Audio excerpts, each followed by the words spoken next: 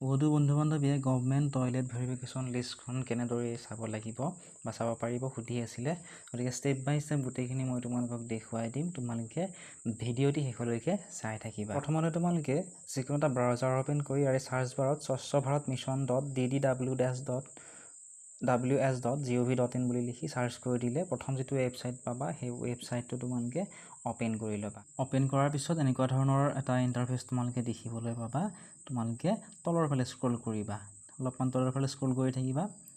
Scroll কৰি থকাৰ পিছত তোমালোকে ইয়াত বহুকেইটা অপশ্যন দেখিবলৈ পাবা।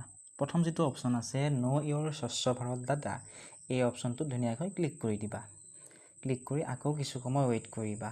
ৱেইট কৰি আকৌ তলৰ ফালে তোমালোকে স্ক্ৰল কৰিব লাগিব। স্ক্ৰল কৰি থাকিবা। স্ক্ৰল কৰি থাকিলে তোমালোকে শেষত দেখিবলৈ পাবা households of phase 2 CSC reports. ইয়াতে থকা প্ৰথম যিটো আছে entry status of new household in SBM phase 2, ইয়াতে ক্লিক কৰি দিবা। ক্লিক কৰি দিয়াৰ পিছত আকৌ তলৰ ফালে তোমালোকে স্ক্ৰল কৰিবা। ইয়াতে অল ফাইনেন্সিয়েল ইয়াৰৰ তোমালোকে ডাটা উলিয়াই ল'ব পাৰা বা তোমালোকে যদিহে যিটো ফাইনেন্সিয়েল ইয়াৰত তোমালোকে এপ্লাই কৰিছিলে, ঠিক আছে, 2022-23ত যদি বা 23-24ত যদি এপ্লাই কৰিছিলে ইয়াতে চিলেক্ট কৰি ল'ব পাৰা। মই ইয়াত চিলেক্ট নকৰোঁ, ঠিক আছে।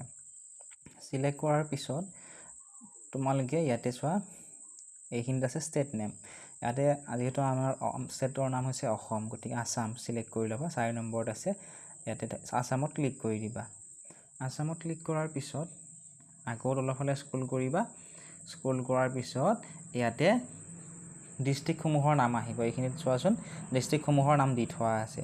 যে তোমালোক যিখন ডিষ্ট্ৰিক্টৰ বাসিন্দা সেই ডিষ্ট্ৰিক্টখনৰ নাম তোমালোকে চিলেক্ট কৰিব লাগিব।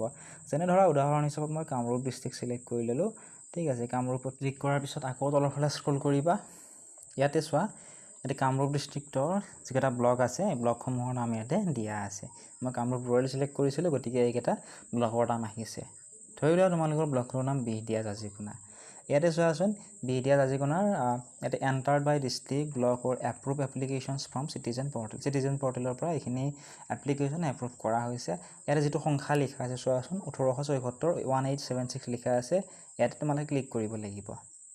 ইয়াতে ক্লিক কৰি আকৌ ৱেইট কৰিবা। ৱেইট কৰাৰ পিছত আকৌ এটা নতুন ইণ্টাৰফেচ তোমালোকে দেখিবলৈ পাবা।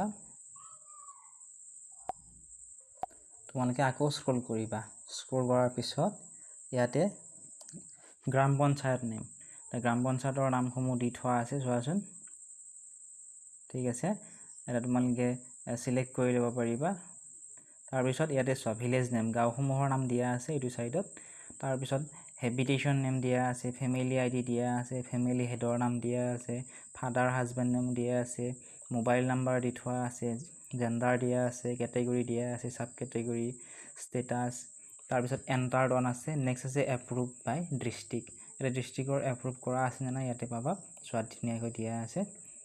আৰু ডেট অফ জিঅ' টেগিং, ইয়াতে কেতিয়া এপ্লাই কৰিছিলে ইয়াতে ধুনীয়াকৈ দিয়া আছে। বহুতে 2021 চনতে এপ্লাই কৰা, এইখিনিও এপ্ৰুভ কৰাই আছে, ঠিক আছে। ইয়াতে তোমালোকে তোমালোকৰ গাঁওখন চিলেক্ট কৰিবা। ইয়াৰে গাঁওখন তোমালোকৰ অন্তৰ্গত কোনখন গাঁও ইয়াতে চিলেক্ট কৰি ল'ব লাগিব, ঠিক আছে। চিলেক্ট কৰাৰ পিছত ইয়াতে তোমালোকৰ নামসমূহ পাবা। বহুতে ইয়াতে নামসমূহ বিচাৰি নাপায়। নামসমূহ যদি বিচাৰি নোপোৱা ইয়াতে আৰু এটা অপশ্যন আছে চোৱাচোন, চাৰ্চ নেম। ইয়াতে তোমালোকৰ নামটো চাৰ্চ কৰিব পাৰিবা এইখিনিত, ঠিক আছে। এইখিনিত তোমালোকৰ নামটো দি দিবা। আৰু বহুতেই কৈছিলে যে মোৰ নামটো এতিয়ালৈকে কিহৰ কাৰণে ইয়াতে আপডেট হোৱা নাই।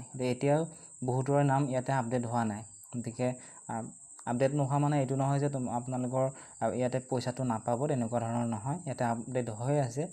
গতিকে আপডেট হোৱাৰ পিছত যিহেতু এতিয়া ডিষ্ট্ৰিক্টত এতিয়া এপ্ৰুভ কৰিছে, গতিকে আপোনালোকে পইচা পাবই। পইচা আপোনালোকে যিহেতু 18,000 টোটেল পইচা পাব, 9,000 দুটা কিস্তিত আপোনালোকক দিয়া হ'ব। আৰু আপোনালোকৰ বহুতেই হয়তো ইয়াতে নামটো চাওঁতে আপোনালোকৰ গাঁওখনৰ নাম বা আপোনালোকৰ নামটো নাপাবও পাৰে। নাপালে আপোনালোকে এটা কাম কৰিব, ইয়াত আপোনালোকে যদি তলৰ ফালে এইটো স্ক্ৰল কৰি দিব। স্ক্ৰল কৰি দিয়াৰ পিছত 1 নম্বৰ 2 নম্বৰ 3 নম্বৰ এনেকুৱা ধৰণৰ নম্বৰবিলাক আছে, চাওকচোন এনেকৈ ধুনীয়াকৈ নাম্বাৰবিলাক দিয়া আছে। গতিকে ইয়াতে নাম্বাৰবোৰত ক্লিক কৰিব। ধৰক 1 নম্বৰত আপোনালোকৰ নামটো নাই, 2 নম্বৰত আপোনালোকৰ গাঁওখনৰ নামটো অহা নাই, 3 নম্বৰত ক্লিক কৰি দিব। ক্লিক কৰি ৱেইট কৰিব।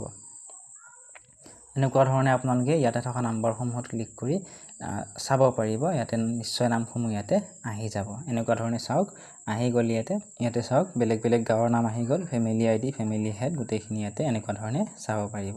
তো এনেকুৱা ধৰণে আপোনালোকে নিজৰ নামসমূহ চাব পাৰিবা।